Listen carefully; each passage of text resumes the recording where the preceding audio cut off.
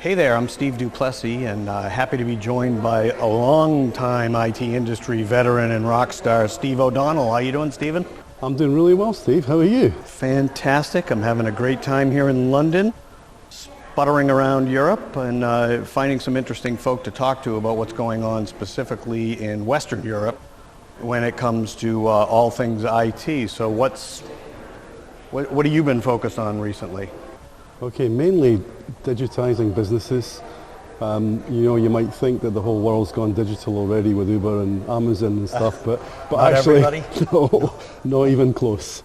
Okay, so whole swathes of industry are still pushing quill pens and bits of paper around, slightly modified spreadsheets, but getting stuff that's straight through is really differentiating businesses. Who do you see over here being kind of laggards in that area? Oh, the insurance industry, the banking industry, yeah, financial services.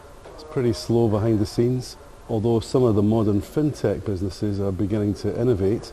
They're offering straight through type processing and making a big difference. That's interesting, because I think in North America, the financial services companies tend to be leaders in digital transformation, but here you're saying they just haven't quite caught up yet. Well, I'm not even sure that's true in North America, Steve, because a lot of the back-end systems are really legacy. They're running on old IBM mainframes.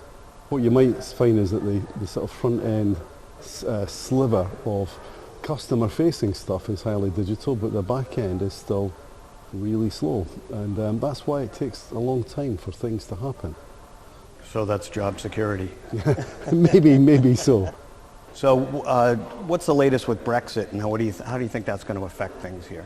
And Brexit's going to come out one of two ways. We're either going to crash out with no deal at all, which means utter chaos for supply chains and for services, financial services, technology services. London is pretty much the centre of the financial services industry globally, so that's going to really screw things up. And it's also going to screw up a whole lot of the professional services. So guys like me that need to go to Amsterdam or France to go and fix something, we won't be able to do that anymore just quite so easily. So that's going to make it very, very difficult. The other option is it's not going to happen at all. Yeah. Right? And if you're a betting man, what do you think?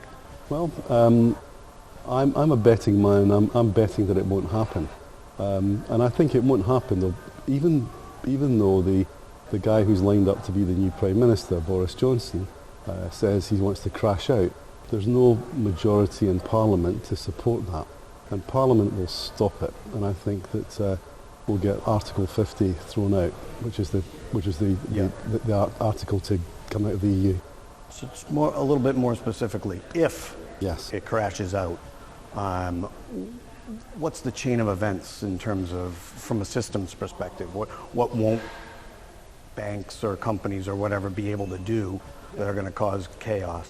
Okay, well, a whole lot of the hosting type industries in the UK will no longer be part of the safe harbour that is Europe. So European companies wanting to put their data in the UK are unlikely to want to continue to do that, and they're going to pull it out.